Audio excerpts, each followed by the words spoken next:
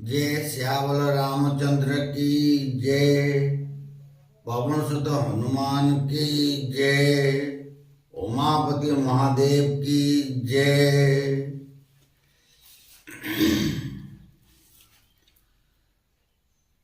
शुण शुण साधुजन देई मन कन श्री रामचरित एई अमृत समान श्रद्धा और भक्ति जेपड़ी शुणई अंतकाले वैकुंठे अंतकाले वैकुंठे जैसे बसई भक्ति भरे जो से राम नाम को भजिला कलुष नासिण से सुगति लभिला जो माने दुष्टपणे शत्रुता होइले सेहु तांको हस्ते मरी वैकुंठे न गमिले एमंत महिमा अटे जो प्रभुंकर तांक बकत गणपୟରେ जुहार महावीर हनुमान राम नाम ध्याई अमर होइन जुगे जुगे बसी छई जाम्बवान नल नील सुग्री आदि जेते श्रीराम प्रसाद सुखे तरिले समस्ते अत्यंत बकति करी वीर विभीषण जुगे जुगे बसी अछंती अमर होइन कबंद राक्षस खाई बाकू जाऊ धाऊला राम करे नाश जाई वैकुंठ को गला एहीपरि केते अबा करिबी वर्णन धन्य धन्य अटे सेही धन्य धन्य अटे से इंद्र जीवन केते तप करिथिले पूर्व काल रे स्वयं प्रभु को पाइबे मानव रूप रे ताहांक संगरे पुणी खेल लीला कले अभय रेणु सर्वदा मस्तके बोलिले धन्य से अयोध्यापुर नर नारी गण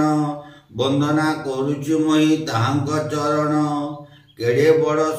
सौभाग्य तांकर अटई श्रीरामचंद्र प्रजा श्रीरामचंद्र प्रजा बोलइले सेही बालक काल से करी धूली खर खेलिले राम लक्ष्मण दी भाई संगर धन्य अटंती आवर सेपुर रमणी कोले धरी तीरे राम लक्ष्मण को पुणी धन्य धन्य दशरथ कौशल्या मात पुत्र रूपे लाभ कले प्रभु रघुनाथ धन्य से सूरज नदी धन्य से वन धन्य से ऋषि आश्रम दंडका अरण्य धन्य चित्रकूट धन्य सुबलया गिरी राम लक्ष्मण सीता को कोले थिले धरी जेते से पाई राम दर्शन ताहांक चरण मोर कोटि निवेदन उड़ंता बुड़ंता आउ बहंता निहंता स्वामी चरण तेबे लुटु मम मथा बचनर जलचर स्थलतर जेते साहाय्य करिनथिले श्रीराम संगते तांक पाद तले कोटि कोटि मोर कोटि कोटि नमस्कार पसारी मागुझी बारे कर दया कर अधम जनरे तिले बुद्धि ज्ञान नाही अनुग्रह कर मागो अंजलि पातई जेवण पथरे अग्रसर होई अछि से पथे जेहु विपद न पड़ई किछि सेतिकी मातर लोड़ा अटई दासर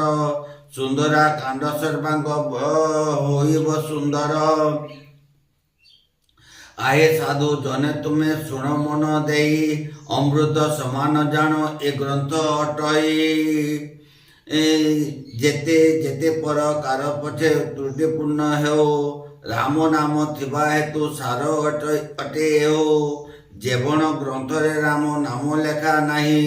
शब्द अर्थ थिले सुधा से श्रेष्ठ नुहई सुधा भांड सम अटे रामायण ग्रंथ पान करी साधु सुज्ञ जने हुआ तृप्त अधम क्षेत्र मोहन कहे जोड़ी कर राम नाम भजी नरे भवु हुआ पार। जय श्यावल रामचंद्र की जय। पवन सुत हनुमान की